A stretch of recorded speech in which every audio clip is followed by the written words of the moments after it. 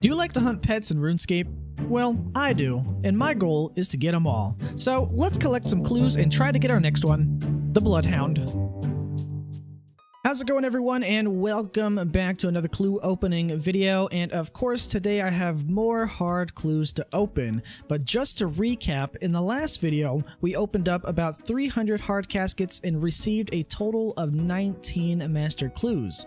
For this video, I'm opening 363 hard clues, and again, really hoping I get a lot of master clues. This week, I stuck with Magpie Impling jars, and if you don't know, they have a drop rate of 1 in 50 to receive a hard clue.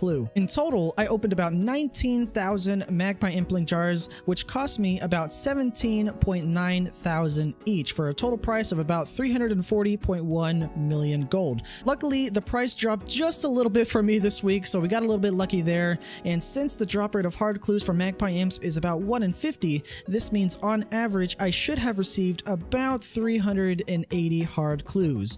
And since I received a total of 360, I was a bit unlucky and should have received another 17 caskets than I did, but that's expected and it happens. We're definitely not off to a good start, but hopefully our luck with the loot received back from the Impling jars and the luck from opening hard caskets, hopefully I don't lose too much gold. But again, as a reminder, I will not be opening any of my master caskets in this video, so I don't know just yet how much I'm going to get back from opening those. If we take a look at the old school wiki page, it does say that the current GE prices of opening Magpie Impling jars gives about 15,171 gold worth of loot on average, and you lose about 3,111 gold just to receive a hard clue. However, this does not include the loot received from Hard Clue Caskets. When we look at the Hard Clue loot table, it does show that currently on average, clues are worth about 155,605 gold, and again, since I'm not opening the Master Caskets yet, I can't include the loot for that from now. So whether I profit this week on clues and imps alone or not,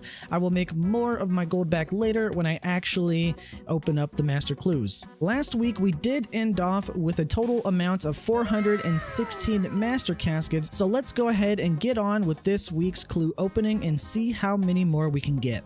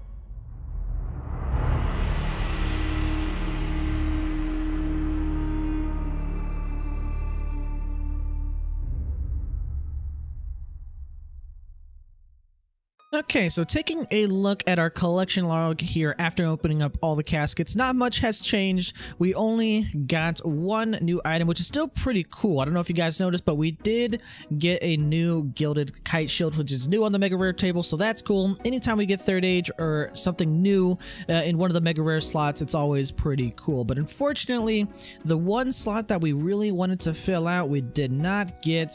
Instead, we got duplicate Bando's D-Hide shield. We're still missing the Armadillo D-Hide shield to basically complete the regular hard unique collection log here. So hopefully, you know, one day we'll get that, but it's still cool to see the gilded kite shield coming in. Alright, before I continue and show you the loot that I received from the hard caskets, we have to start off with the Magpie Impling loot. So, taking a look at everything, it looks like we've made back about 268.9 mil. Now, obviously, I don't think it's going to sell for that much, so maybe we can round down to about 265 mil, give or take.